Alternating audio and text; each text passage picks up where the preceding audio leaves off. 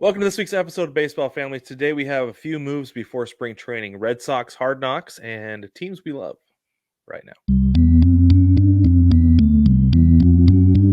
9 Plus Us presents the Baseball Together podcast with your hosts Blackjack Brad and Kansas City Little Big Briggy Blue Eyes. And now, Baseball Together.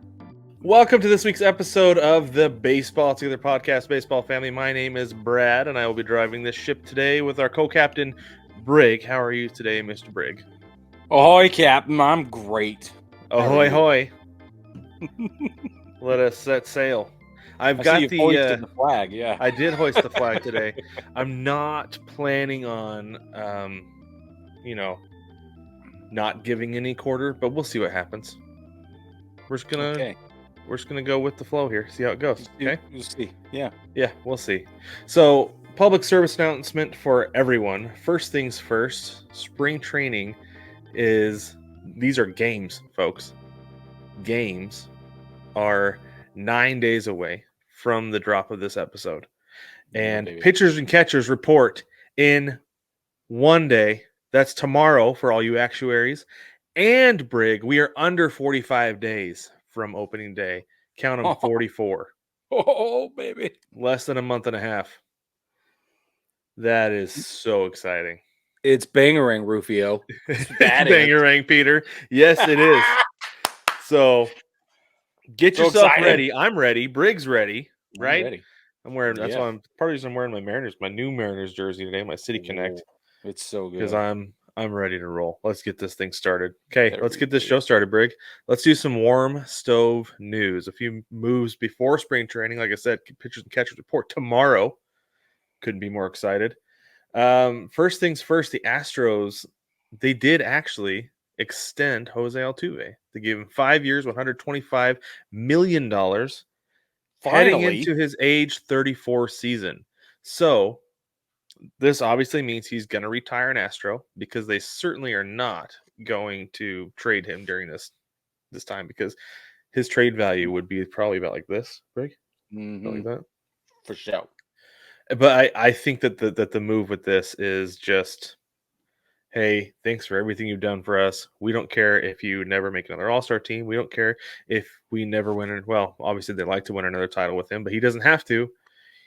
Your number's going in the rafters when you're done, and we want you to be our guy forever, which I think is cool. Good for them. Good for him. Yeah. I should say, I love that tradition exists. I love the sentiment around the league.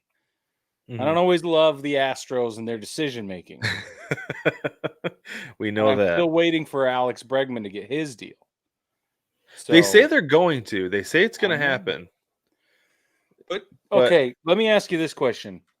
Okay. From the outside looking in, right? Because we're not Astros fans. My question to you is, do you extend, sign, whatever you want to call it? Do you seal the deal with Bregman before Altuve or Altuve before Bregman? You're the general manager for a day. Which one do you do first? I think that they're doing it in the right order. Okay. I think you do it with Altuve, and then you do it with Bregman. Because this is the thing, is that Altuve, from the beginning, but he's always been an inspirational story and kind of been the heartbeat of that clubhouse, right? Sure. Like when he's been out with injury, they have not done well for whatever reason. He's a second baseman who has average speed with plus pop, right? 100%. That's a great, yeah. But what he brings to that dugout and that clubhouse is apparently enormous. And so I think he's your guy. I think Bregman understands that he's your guy. Altuve was the guy that everybody in the clubhouse said he was the only one who didn't do it. He didn't have anything to do with trash cans. He told us he didn't want to do it. Right? That's what they say. That's what they say, which should have been their first clue that, like, maybe we shouldn't be doing this. Right? Yeah. Right. But I don't know. I think it's the right order. I don't think Bregman sees it as will see it as any kind of slight, anything like that, because I think he understands where Altuve is in the pantheon of lifer Houston Astros and where he fits next and is going to fit next in line if he signs that lifer deal. Yeah. You know what's coming up, and it's up to him. And maybe he'll just be like, I kind of want to test the free agent market and see how things go. Could. Totally could. Because it's worked out for George Springer. It's kind of worked out for Carlos Correa as well. For sure. I just looked it up. Altuve's been with the club since 2011. Bregman has only been with the club since 2016. So there is a seniority-esque precedent there. Yeah. For whatever reason in my head, I was under the impression that they were doing this, riding the train at the same time. No, like you said, Altuve's been there several years longer. He's considerably older. How old is Alex Bregman?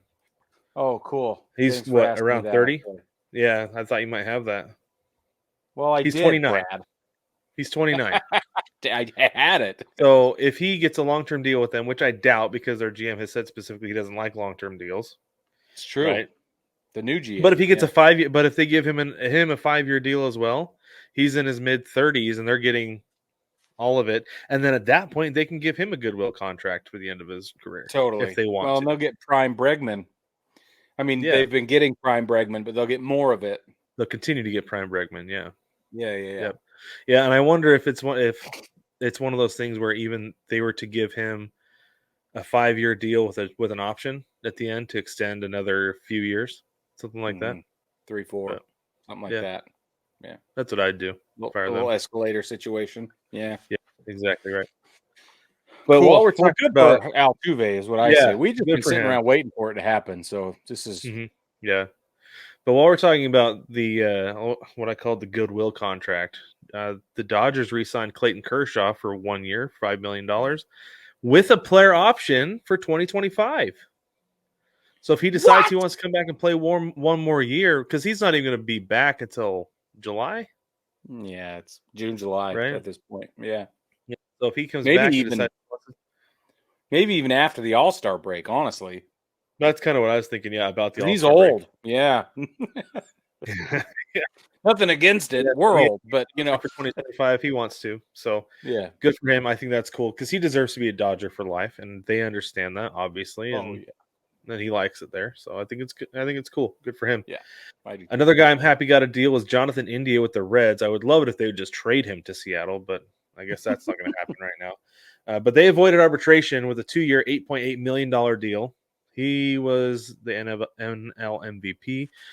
He was their everyday second baseman until this last year, and it looks like this year he's going to start the season as the DH. Whoa. Yeah, I like it for him. That's cool. That's a good spot. Yeah. Yeah, it's awesome. I'm just glad they saw his value. Well, there was so much talk about them trading him last year, like so much talk. Yeah. And that's why I was just like, I mean, I did like half an episode on pleading for Jerry DiPoto to trade for him. But I guess it's not going to happen now, like I said. Vlad Guerrero Jr. he won his arbitration hearing, $19.9 million. Good for him. And then the Brewers signed El Gary Sanchez to a 1-year, $7 million deal. They did. That's interesting to me that A, they signed him, and B, he went there because they still have William Contreras. William. Yeah, William. Yeah. I don't know. I don't get it. Is he going to be their DH? Or is he going to platoon and be the leadership guy, the experience guy? So I have a hard time seeing him sign as a backup catcher. I don't feel like that fits his personality. Yeah, but his personality fits playing Major League Baseball, and right now that's all he's going to get. Yeah.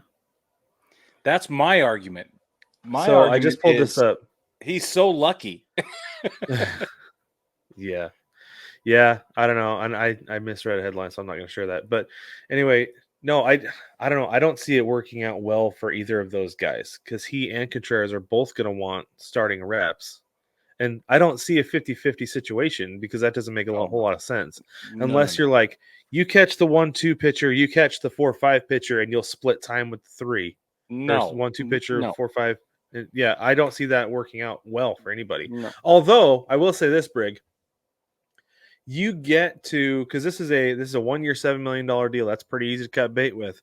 You get into September and you're like, we want to roll with one catcher, or mid-August even, you cut bait with Gary Sanchez, make William Contreras your everyday catcher, and you bring in a cheap backup to catch getaway days. Yep. Or you trade him if he's had enough reps to prove himself for a trade piece at the deadline. Then they flip him. Yeah, flip him for a bat and a backup catcher. A bat. Yeah, that's what I was thinking. Here's the other thing, though. We've seen Milwaukee make some weird moves already. So I am not either they're seeing stuff we're not seeing, or they're cuckoo for Cocoa Puffs. I don't know which is which. I don't know. It felt when they traded Hader like they might have been a little bit cuckoo for Cocoa Puffs, but that kind of worked out for them a little bit. Yeah, but that's exactly. That's because that. I don't know how else to put it. That's exactly what I'm saying. It's like we don't know which way the chips are going to fall because every time we think we've gone left, maybe it's right, but we still don't know. Only time. Yeah, I don't know. They're going to be an interesting team to watch this year. Yeah, they're always kind of an interesting team to watch, but they have a different manager this year, so I don't know. That's what I'm worried about. Like all of this new stuff that's happening, it makes you wonder. It's just a head scratcher.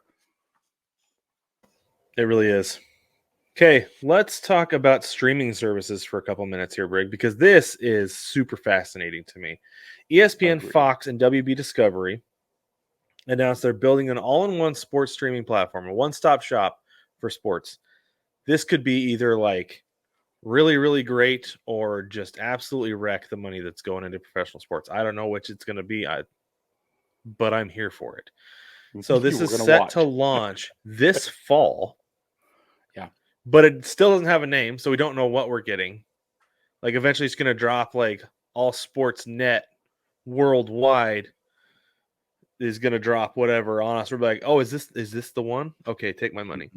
Because it's going to include Brig. It's going to include everything. I'm not kidding when I say this. NFL, NBA, MLB, NHL, WNBA, NASCAR, college sports, mostly football and basketball, I'm sure. Although this weekend we did watch some college lacrosse at our house because there was nothing else on. There wasn't. There was some of that. Nothing on Saturday. Yeah. It will also have golf, tennis, and the FIFA World Cup because Fox has the rights to that. America needs more FIFA World Cup, let's be honest. You're right there. Yeah. Commercial-free sports, baby.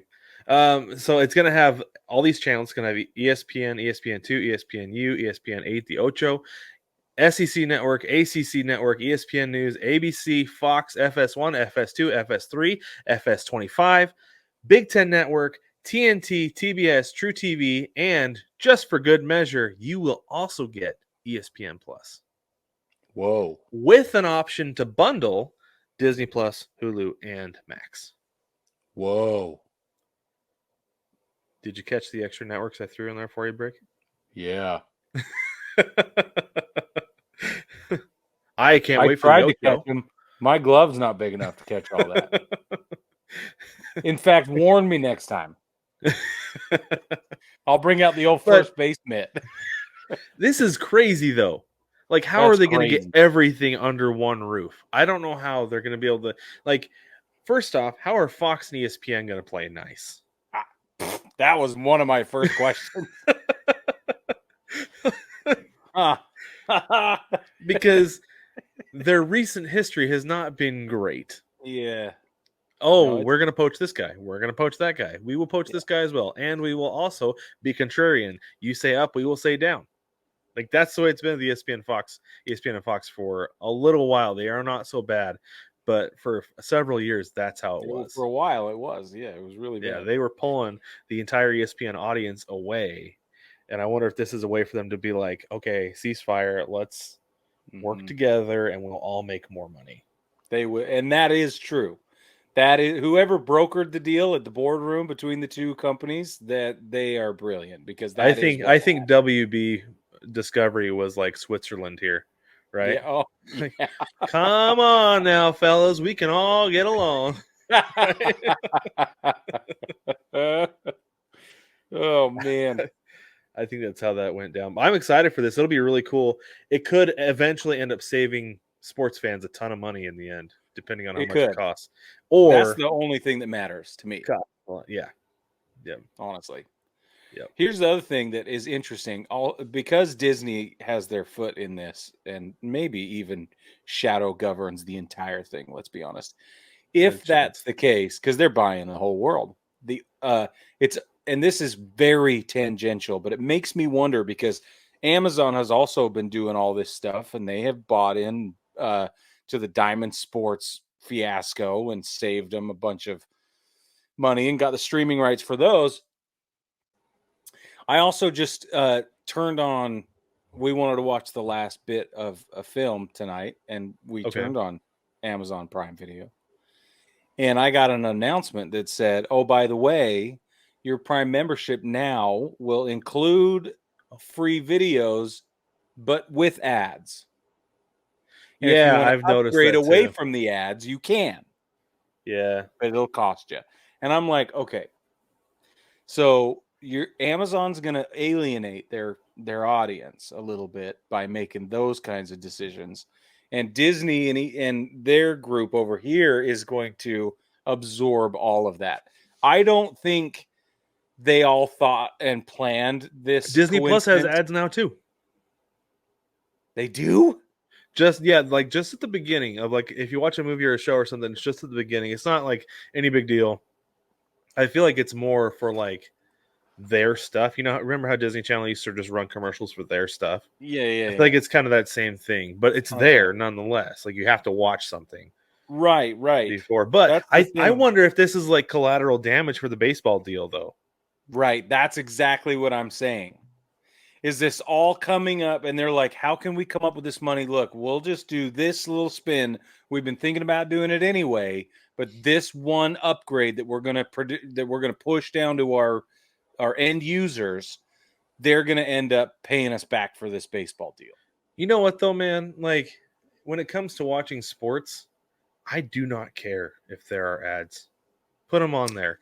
By all means, I understand it's a necessary evil, and I would rather have something moving on the screen, like an ad playing on the screen during, like, between innings or during a timeout in a basketball game or a football game, than just have the screen that says "We'll be back." Because sometimes that screen freezes and it never comes back. You're sitting there 15 minutes later, like, what's going on? Yeah, you're right. Right? And if there's a commercial, you can at least track time a little bit and be like, okay, 3 30-second periods, 4 or 5. We're getting into 7 now. I might need to refresh this feed to get back into the game, right? But if it's just the thing going, you lose complete track of time. It like hypnotizes you. So I don't mind it during sports either, but when they're pushing it into movies and different cyber entertainment like that, that's the problem. But I do think they touch. I don't have all the details right now. It just feels like it's not a coincidence. But I think it's interesting is that the timing of this decision with Amazon and the deal they made with Diamond juxtaposed against the completely coincidental thing going on with Disney and this group. I just think nobody planned on this, but it's going to work out, and I'll bet Disney comes out on top in this one.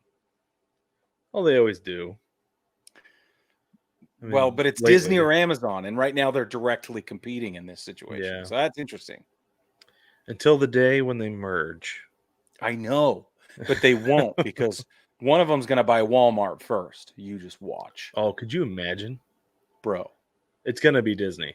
It's going to happen. Amazon already has their stuff, unless Amazon wants to streamline.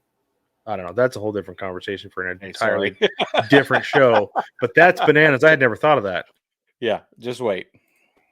I don't know if we'll Sam see Walton's it. Kids just can't wait to sell, too. It's going to be maybe not in our lifetime, but you just wait for our kids. It's going to happen. Amazon and Disney will own the entire world. Okay. Speaking of streaming services, though, Brig. Okay.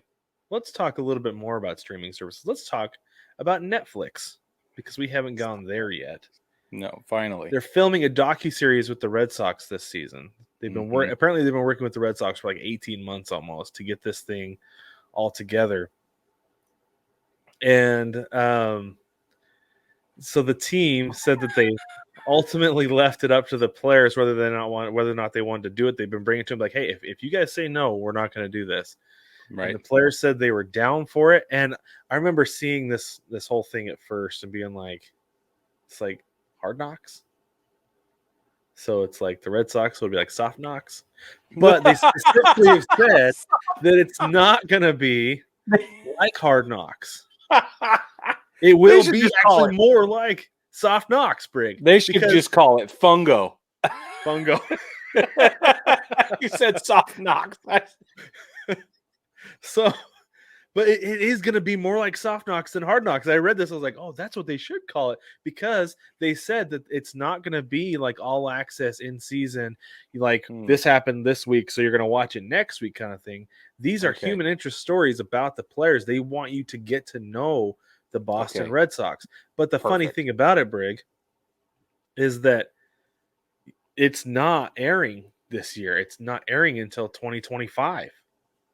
So the Red Sox are, yes, they're doing publicity for themselves, but by doing human interest stories about their players, whatever guys like the country falls in love with, say it's January, come spring training, come February of 2025, we've all watched this docuseries and been like, that dude got cut. Where is he now? Yeah. He's going to Detroit. I'm going to watch Detroit because he was my favorite player on Soft Knocks. Yep. That's right.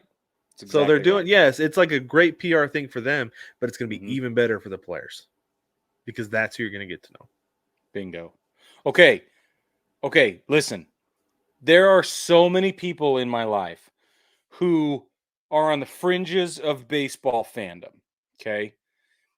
But their favorite thing in the world is players' backstories, right? Where they came from, what they've overcome to get there. I can't express how in love my mom fell with Anthony Rizzo in 2016. The world hearing about everything that he's gone through that brought him to that point. I mean, I know everybody else did, but after that, she bought a Rizzo jersey, and she's a Red Sox fan, right? And she was like, "I'm all in on this Anthony Rizzo guy." It didn't matter what the team was, man; it was the guy. Right, and that's what I'm saying is that this is going to be great, better for the players than the team, which I love.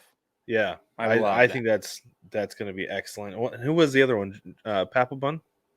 Came back Papelbon. Came back and came back from cancer and ended up being like a key contributor in the World Series for the Red Sox. Yeah. So we're gonna see. There's gonna be some player who becomes America's sweetheart, and he's probably gonna be a low level player who is just busting it every day, trying to stay up at the big league level with the club, and then he's going to end up somewhere else the next year, and it'll be better for him that he's going to get more endorsement deals. He's going to become like the new Travis Kelce. Well, the world needs more of that. Granted, he's a Hall of Famer, but Kelce? Oh, yeah. Yeah, for sure. Yeah, the fame will follow him, though, because we're going to get to know him. Yeah. No, I agree. And who knows? Maybe he'll end up dating like a Kardashian or something. I don't know. Look, we got to get Taylor Swift to a baseball game. Okay, I don't know. I've said it before, but I'll say it again. I don't know what we got to do. Rob Manfred, I'm sure, is like calling her people up. What will it take? What will it take? Travis Kelce played baseball in high school. We know he likes baseball. Just get him to a Royals. Get him to a Royals game. Yeah, we need eyeballs. We got color for everybody. What's your favorite color? Who's the 13th team in baseball history? Who's the 13th one?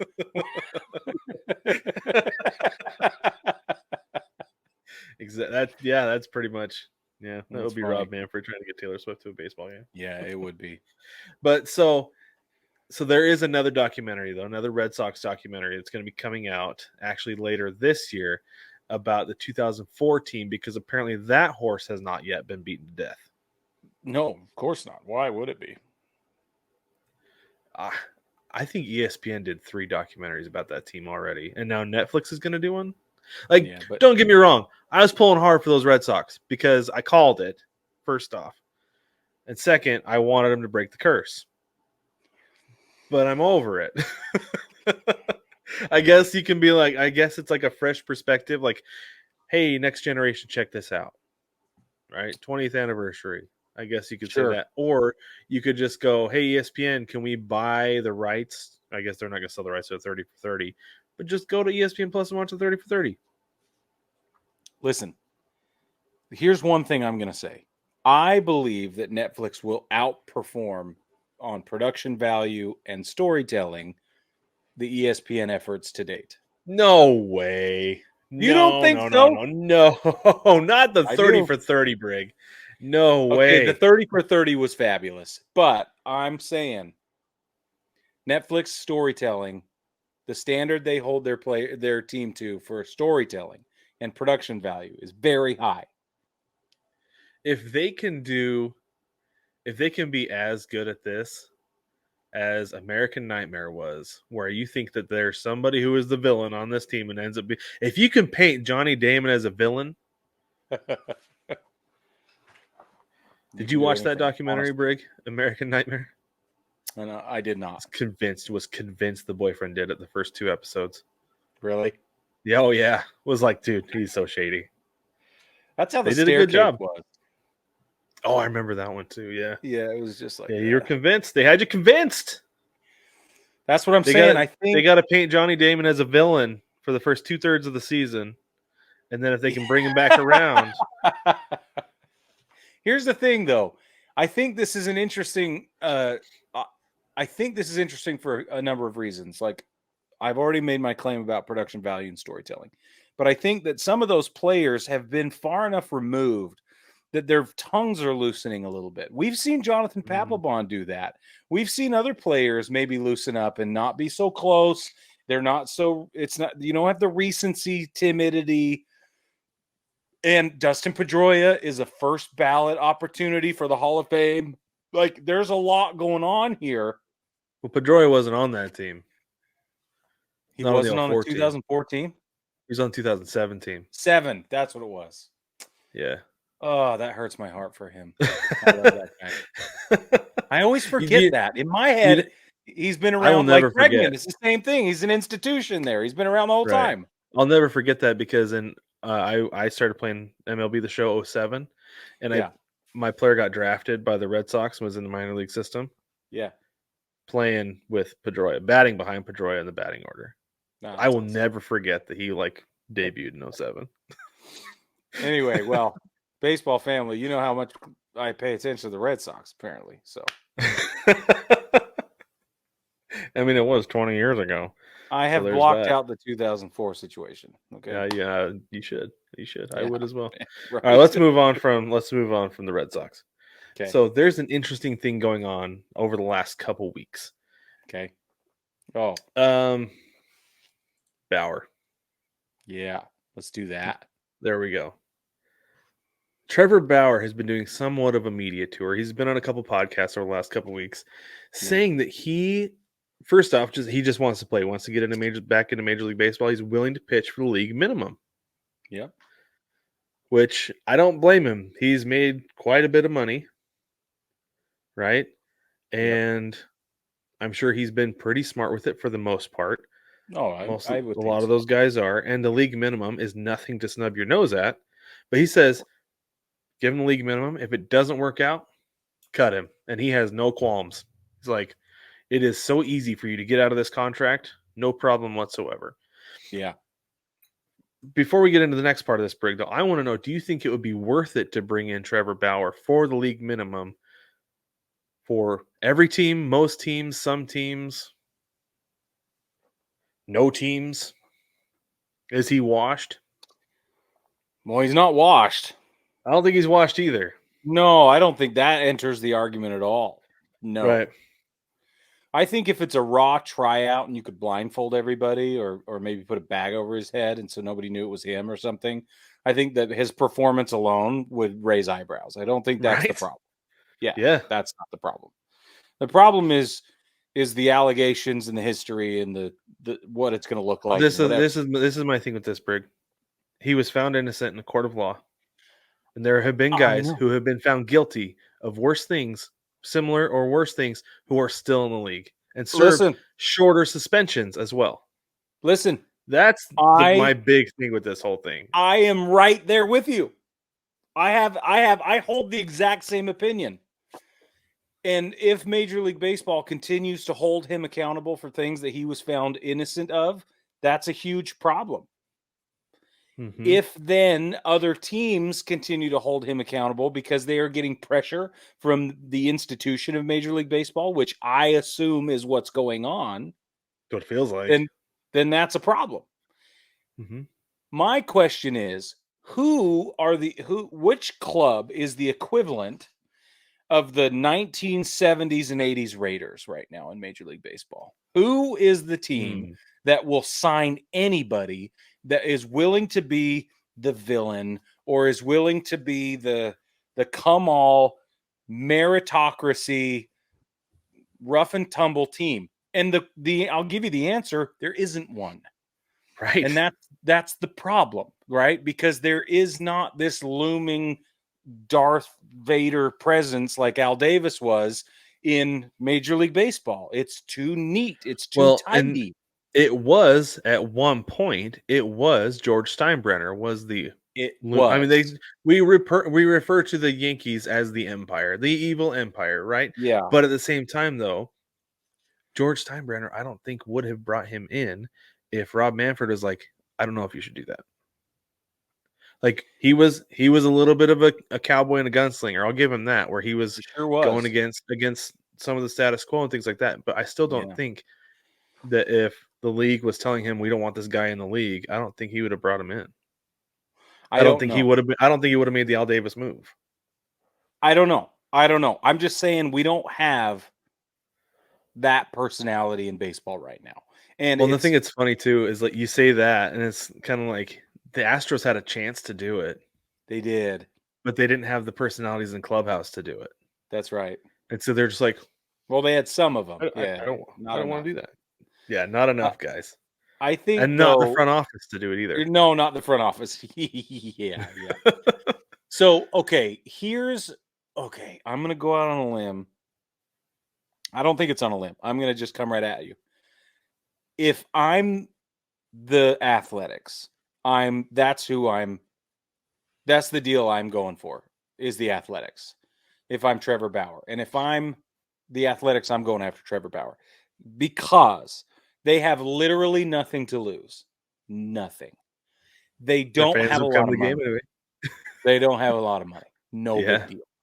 If any team in the league right now is willing to take a gamble with the fan sentiment, with the league's opinion of them, with whatever money they still have to their name, you can stack up every factor that you might want to consider, and the Athletics are the team that needs to sign Trevor Bauer. You're right. Absolutely nothing to lose. Not one thing. How are the fans going to boycott if they don't show up anyway? Dude, and even if they do, they'll get a terrific pitcher. Or he'll get shelled. And then everybody will go, see, we told you so. And it doesn't matter.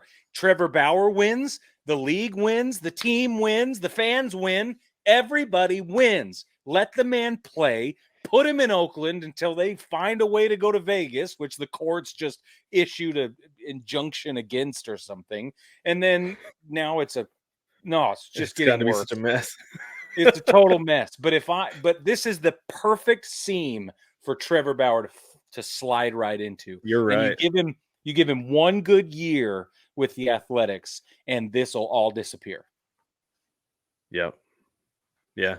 And you know what'll happen is if he is lights out and completely dominant as a number 5 pitcher, even with the Athletics, they trade him to a contender in July.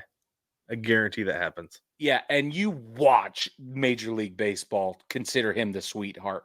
You watch them paint him as a Cinderella story of redemption and recovery, and they will just paint the most beautiful picture ever. And they will eat so much crow, and it'll come right back to bite them. You just wait. This is exactly what needs to happen.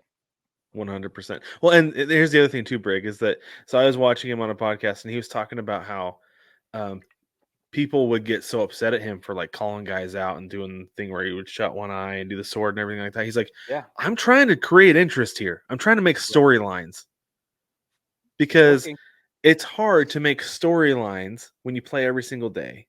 right? The NFL does a great job, a beautiful job building up storylines every single week. This is the game. For sure. This is the game you want to see these two last place teams play because, and you're like, oh, dude, I got to watch that game, Yeah, right? you're right. Every single week they do it. Major League Baseball does not do a very good job of building up storylines if it's not the Yankees and Red Sox, if it's not the Dodgers and Giants, the Dodgers and the Angels, the Yankees and I don't know, pretty much just the Yankees and Red Sox. Anybody. Right? Yeah, right. Yeah. But because the league isn't doing that. The Yes Network is doing that. The Yankees Yes Network is doing it. Fans are doing it. Fans are doing it. You're right. Yes. The only thing Major League Baseball has done over the last decade to create must-see TV was not punish the Astros. And then we only got a 60-game season out of it. Yeah. Yeah. Like, how poorly executed is that? And then the next year, it was like, well, like Major League Baseball can't even follow through with their own storylines right now. Like, their marketing team is a mess. It's a mess. This would be the best storyline. The A's would be must-see TV. And there'd be butts in seats, whether people want to boo him, whether they want to cheer him on. Yep. You're right. Oakland, make it happen. Put him there. See what happens. So this is the other thing I want to talk about with this, though, was that we talked about Jonathan Papelbon a minute ago, and now we're going to bridge the gap, Brig. He said that he would pay Trevor Bauer's minimum salary if the Red Sox signed him. Oh, see? My man. Like, nothing to lose in Boston. I told you he was loosening up. Yeah. Nothing to lose in Boston. They're never going to hire him in Boston. It's okay. No. But especially with shooting a docuseries. Yeah. Exactly. Don't want him it's never going to happen. No, at least not this season. But yes, that's 100% true. My question is, and I'm trying to look this up, what is the term on his contract with the Yokohama Bay Stars? I think it was a 1-year deal. That's what it looks like. Yeah, he is a full free agent. He can sign anywhere he wants. Hunting. Yeah. Yep. And one last thing on this, Brig. If Alex Rodriguez can go from what he was to what he is now, I don't understand why Trevor Bauer can't, unless MLB is just going to squash the whole thing. Okay, which it seems like they're really trying to. Listen, even Pete Rose has an entire faction of fans who do not care. They will say, I don't care what the evidence shows. I don't care what you want to say. He has the most hits of any baseball player who ever lived. He, immediate Hall of Fame player. Like, they will go to bat, pun intended, for Pete Rose all day long. You're right. I'm saying that I'm stepping up to the plate for Trevor Bauer because, like, just like everything we've said, just everything. Yeah. Everything. Yep. Come on, Oakland. Right. / Salt Lake City / Vegas. / wherever else they end up in the next 5 years. Okay. One more. Let's do just a couple more things here. So first off, batting practice hats were released this last week, and I want to talk about them. I do too. Go ahead. So we're just gonna be quick with them because we did a full entire episode of hats last week, and so we're just gonna be quick. So it's funny, Brig. I think you pointed this out. It's funny seeing what they decided to go with for batting practice versus spring training. Yeah, because these hats are made out of the exact same material. It's kind of like that, like cool base. Yeah, like really, really comfortable material. The Padres hat is what you said. The Padres hat is what you said their spring training hat should be. It is. It's exactly. I got my wish. Yep, you did.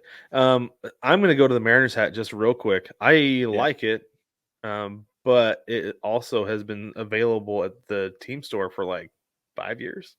At least. Yeah. It's so there's boring nothing new. at this point. Yeah, there's nothing new here. Yeah. Can we talk about the A's hat, though, while we've been talking about the A's? Like, that is so clean, dude. I love the elephant. Yeah, they need to embrace the elephant more. Maybe they'll do that when they go to Vegas. Yeah, they'll embrace the elephant. My favorite though on this entire thing. Can we talk about the Marlins hat? Oh, it's so right good. here if you're watching. Yeah, it is. So for those of you listening, it's got a black visor. The entire crown is white. The marlin is outlined in that 90s teal color. That And then has, so are the pinstripes up and down the yeah, crown. Squatchy's yeah, I black, love it. eyelets are white. It's fabulous. Yeah, I love that hat. That's super cool. Anything that Yeah. looks absolutely terrible to you here besides I'm Detroit? not a fan of Philly's hat. I'm just not. I think the Fanatic is fun. I love that they're leaning into it and embracing it. But Uh-huh. if I was to say the one that looks out of place, that's the first one that jumps out. It does. It looks like a kid's hat. It does, which I don't Yeah. mind. I don't Right. mind, but it's not my favorite of the bunch.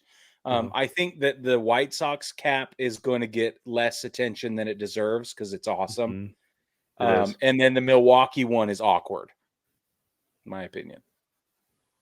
Why can't I find the Milwaukee one on there? Because it's awkward. It looks like I don't know. It's next to St. Louis. It's below Miami, and it's above San Diego. Oh, that's why I couldn't find it. Yeah, it's weird. It's like It's weird. a Baton Brew or something. I don't It's a know. Baton It's Brew or odd. something, but it's a royal blue Mhm. visor, and it's got that powdered blue crown, and then there's a Yeah. swinging batsman in white Yep. and yellow on the front. I just Yep. think it's strange. It is strange. The D-backs hat, they nailed it. I just gotta Nailed say it. that. Crushed it. Absolutely crushed Okay, it. go ahead. Because I have Dodgers, something why do on they this have two? before we move on. Why do the Dodgers have two? I don't know. I don't know. And the Mets don't have one, by the way. They just Yeah. it's the same as their spring training cap. They just took off the 24 with the cactus on it. That's the only thing. Or the Or maybe they're just palm. gonna wear their spring training hat. No, it's got a patch. The spring Oh, it training one doesn't? has a patch, and these Oh, no, ones no, don't. I That's know. the So I'm saying maybe they're just gonna wear their spring training hat for batting practice this year. yeah, maybe. I don't know. Okay, so baseball family, I did something fun. Okay, I do you want to asked take this my down? kids. No, keep it up. I asked Okay. my kids which ones were their favorite and which ones they hated. Oh, what'd they say? Yeah. Okay, so Alyssa said that her least favorite ones, let's see, did I get these right? No, her favorite ones are Baltimore.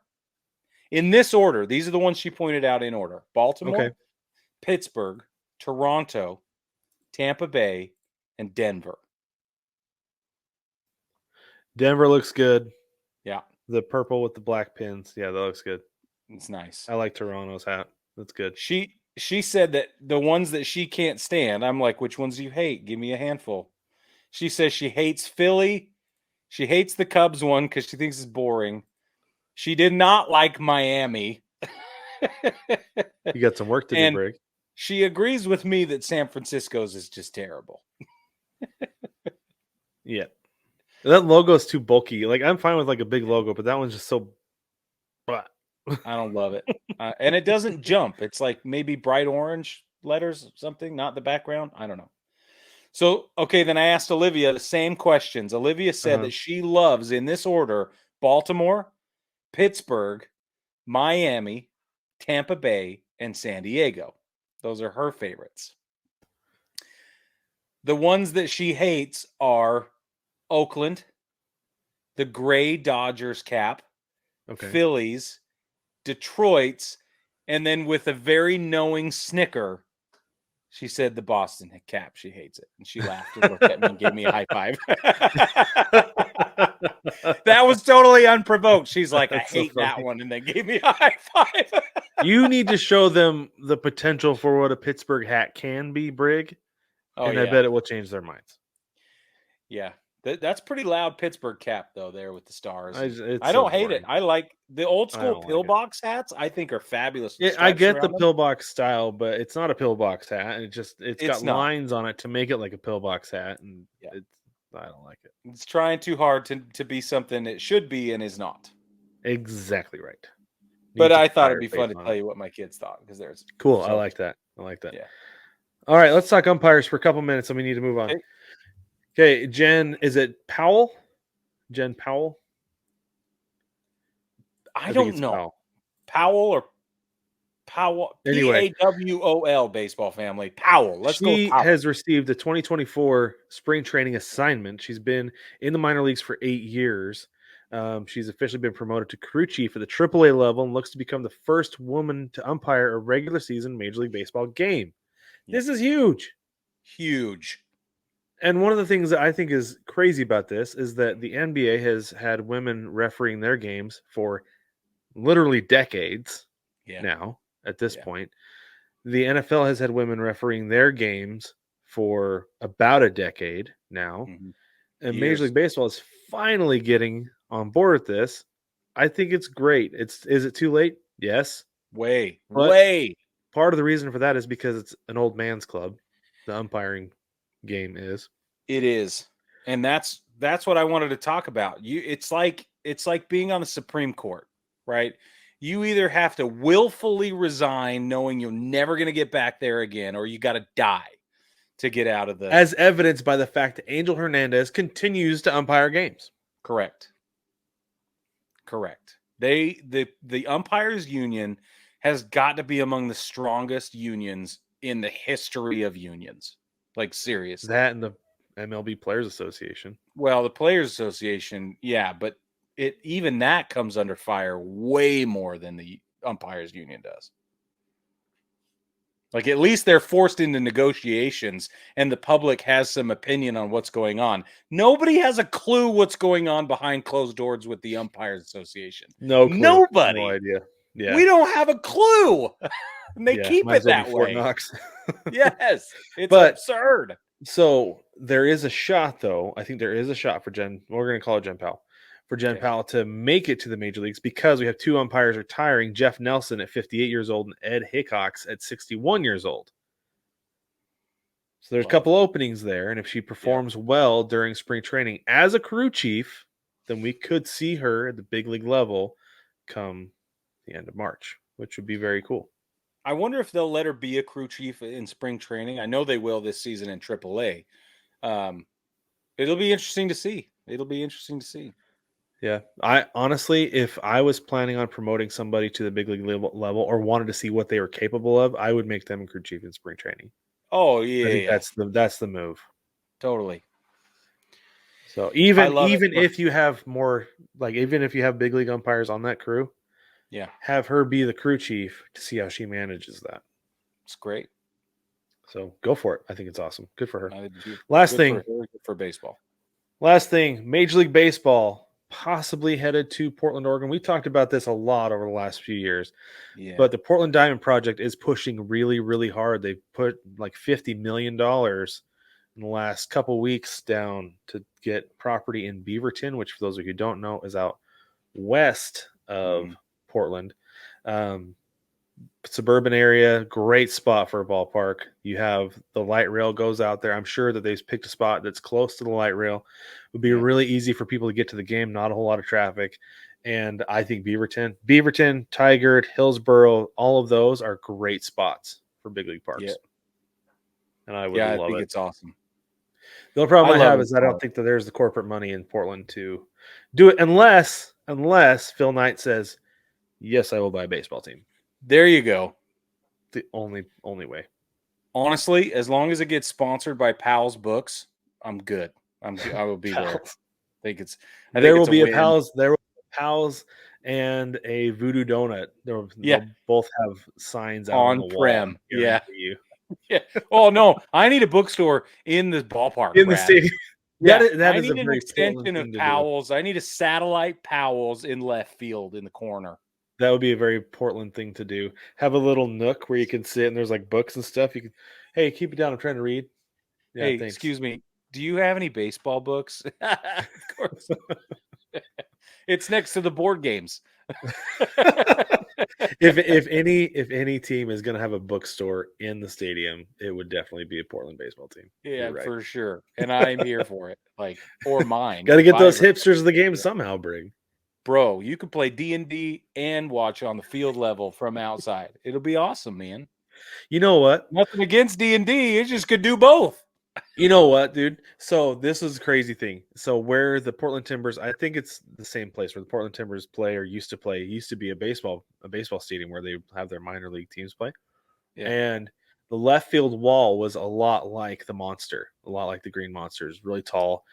Yeah. But the difference is the stadium was down in the ground, is basically underground. Yeah. And any ball that had any distance to it to left field, like any home run ball had any distance to it, was going to end up in the street. You could walk by on the sidewalk and watch the game. That's awesome. Like down into the stadium. It was cool. I love ballparks that are built under like that. They excavate down. I think it's super cool. Well, they had to. It's either that or they just have this great big massive wall, that what meant nothing to anybody other than just like, oh, there's a baseball stadium on the other side of that. Instead, it's like you're walking along the top of it just as a pedestrian. It was cool. That's way cool. Yeah, I loved it. I love that.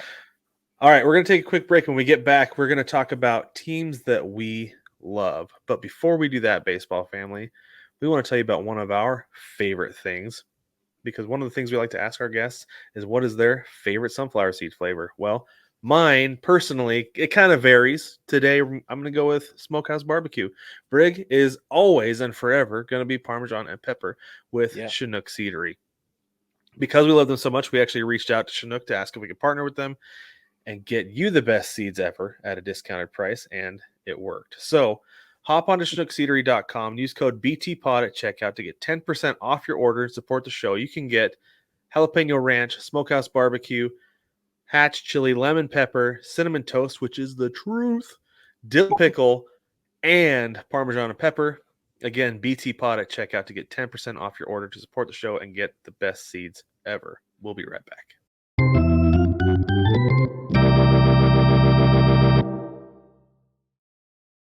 Welcome back, baseball family. We wanted to talk about teams we love because we love teams and we know you love teams. And it's Valentine's Day this week, Brig. Oh, yeah. Did you forget? I did. But don't worry. I got myself covered like a month ago. Oh, good. It's probably like 2 months ago, let's be completely honest. But yeah, because I knew this would happen. There you go. That's good. I'd be like, that's good. It's Wednesday already? Oh, no. So anyway, I figured, yeah, we do teams we love because it's Valentine's Day. And also we already did teams we hate. So. Well, that's a fact. So Brad has cooked up this idea. He's cooked up some rules. I was unprepared for these rules, and so are you, I'm sure. So Brad's going to tell us what they are. Okay. So everybody has teams they pull for besides their own. Like I'm a Mariners fan, obviously. Brig is a Yankees fan, obviously. If you're new to the show, you can see that and you've heard it already as we talk. But we're allowed to pick other teams to cheer for. But you're not allowed to pick a division rival within these confines of this game. If you do, you're automatically disqualified from being a sports fan, Brig, should you choose a division rival to fit in one of these qualifiers. Here are the qualifiers. Okay. You can pick a cross-country team in your league. If you're in the middle of the country, you have free range, west or east. Okay.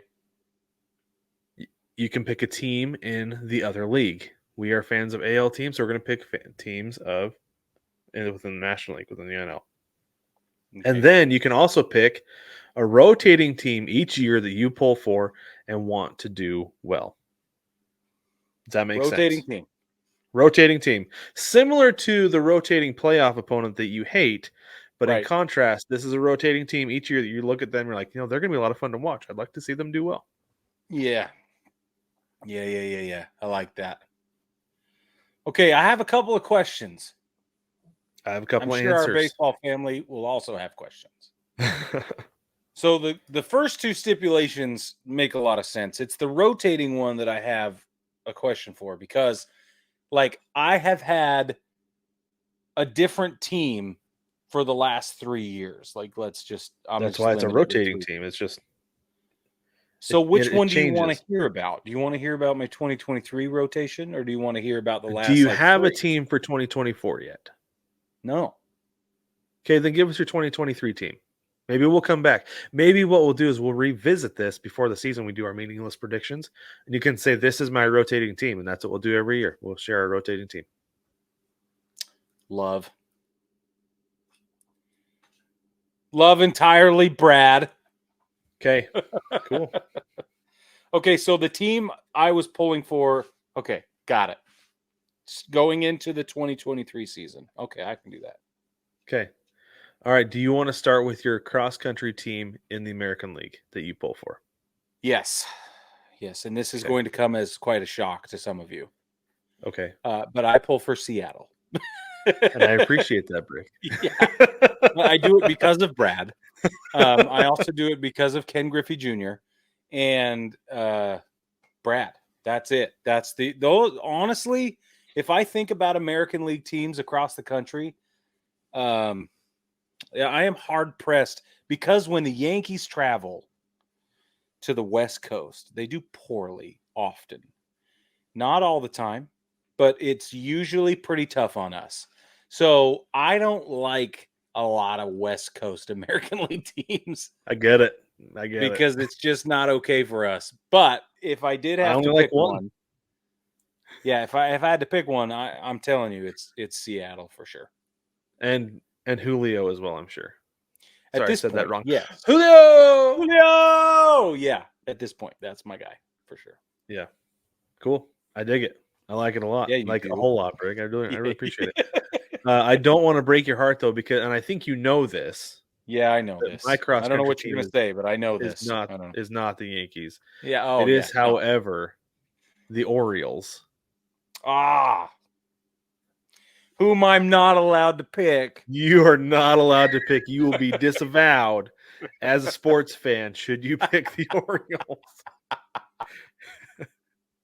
No, I would never. Your fan card will be revoked forever. But we have talked a lot of times, though, about why this Orioles team is worth cheering for. Correct. Because, and you know what? They probably should have been in my rotating, because I haven't been like cheering for the Orioles like ever until like the last couple of years. But it's because they're a lot of fun to watch. I like Cedric Mullins. I like Adley Rutschman, right? Yeah, for sure. Like I like Gunnar Henderson. Yes. They're a fun team to watch. They're tons of young talent. And they're coming for the AL East. Oh, yeah. Coming for it. And they've got something to prove, that they're not just a flash in the pan. They're not just a 100-win team, right? But that they're going to go out there and they're hungry this year. I'm sure that they want to make a run in the playoffs. And I'm pulling for them, because there's been a lot of years where that team's been really bad. New ownership, new infusion of energy and money. Let's be honest with that, right? Yes. So I would like to see Baltimore do well, because they spent so many years in the basement. They've had their peaks, but their valleys have been low. Real low. Yeah, and nobody hates an underdog story. Like nobody. That's right. Yep. I love it. Okay, give us your team in the other league. Who's your NL team? Okay, so it's not that complicated. Okay. It's the Cubs. Okay. It's the Cubs for a couple of reasons. The 2016 push and success was intoxicating. Like, honestly, if you weren't a baseball fan then, it's okay. Just go watch a documentary. If you are really interested in all the human interest side of things, it's okay. Go read Cubs Way. It's one of the best baseball books I've ever read in my life. Mm-hmm. It chronicles how that team was built in 2016. It tells all the human interest stories for the key players and personalities, both on the field and off the field. Literally magical. The stars aligned, the whole thing. That's 2016. I was recovering from my first back surgery. My wife was pregnant. And so we did a whole bunch of sitting around. And we already watched a lot of baseball, but we watched a lot of baseball that year. And I just was stuck in that recliner, just trying to remind myself that things were going to be okay. And she was stuck in her chair trying to remind herself that things were going to be okay. The stronger I got, the more mobile I got, the less mobile she got, and the weaker she got. So we went on this cross path. It was hilarious. So our daughter Olivia was born in October on the 3rd. They, made their push through the playoffs and into the World Series. My wife became a major Cubs fan at the time. And so we still, even after her passing, we still root for the Cubs when the National League teams are, especially when the Cubs are doing well. But that's our National League team. Right on. I can dig it. Yeah. Yeah, man. So What about my National League team, it's pretty simple. I mean, I'm local to a National League team, and so I feel a lot like a front runner saying that I'm a Diamondbacks fan in a way. But I make sure that like I use the caveat like, so you like the Diamondbacks? Well, like just because I'm local, right? Right. Yeah. Like I'll cheer for them when they play 28 teams, but when they play Seattle, I'm a diehard Mariners fan, and I hope that those Diamondbacks die like dogs every single time. But the next day, when they're playing the Padres, I'm gonna cheer for the Diamondbacks because that's how I roll, being a local fan of the Diamondbacks. Tell us, we will die like dogs. You will die like dogs. you know. But I do know. I knew if anybody did, You shot the invisible swordsman. That's the best part of that movie. I crack up so hard every single time. Baseball family, if you caught that movie reference, we need to be friends, okay? Because that is one of the best comedies I've ever seen in my life. So good. So yeah, my NL team is the Diamondbacks, with the caveat that when they play the Mariners, I will not cheer for the Diamondbacks. Yeah. So same. I don't. It's the same. Okay, so who was your rotating team in 2023 that you were pulling for? It was Atlanta, for sure. I'm also local to the Braves area, the Braves country, right? I wouldn't say local. I'm not as local as you are. You're in the market. I mean, if you had cable, that's who you'd be watching. Well, or they'd be blacked out. Well, yeah. So yeah, for sure. Like when we go down to when we want to watch Major League Baseball, we drive a couple hours to Atlanta. So definitely going into last season, I was pulling for the Braves. I thought they were an inevitability. I thought they was just a force of nature. And the we called them Thanos at one point, didn't we? Yeah, like the juice around here was really thick and intense, and I loved it. Like, so that was my rotation last year for sure. I can dig it. Yeah. I like it. That's crazy to think about that. Like, I've never in my life been as close to a Major League Baseball team as I am now. Like, I'm like 15 minutes from Chase Field. For sure. And it's bananas. It's so crazy just being like, like first pitch is in 45 minutes. Let's roll. Yeah. It's totally different. And we're there early.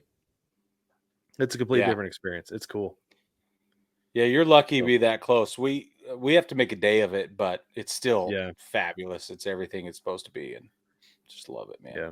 Plus, the battery is the bomb, dude. Like, when you come out here next time, we've got to find a way to go down there because it is so awesome. That's cool. And I've been wanting to go to a Braves game for like 30 years. Not even kidding you. Yeah, I was going to say since Chipper Jones and TBS and Terry Pendleton, baby. Yeah, because that's when I started really enjoying the Braves. I was like 10, 9, 10. And that was the only team on the that was the only team on TV all the time. I used to have this little like dice and magnets like baseball game where you'd like move the magnets, right? You know what I'm talking about? Yeah, they were red and they were blue, and the Braves were always red and the Mariners were always blue. And I knew both lineups top to bottom. Like, okay, here comes David Justice batting. Here comes Fred McGriff. So awesome. That's how I played that game. But all right, so your team is the Braves, and I would assume that would be your rotating team a lot for that reason, right? It changes, but my rotating I did go back a few years to try and track it, and my rotating team throughout the years is often a National League team. I found. Yeah, mine too. And I think that comes from a lot the fact that like us being fans of American League teams, it's like you go to the Central, it's like, gosh, I hope they crush these guys. Go to the East, I want them to smoke every one of these guys. And obviously the division, but just because there's so much competition, especially as teams that have been on like the Yankees have kind of been on the fringe of wild card over the last few years. The Mariners have been in the hunt for a wild card. You don't want anybody to win any games in the American League. No.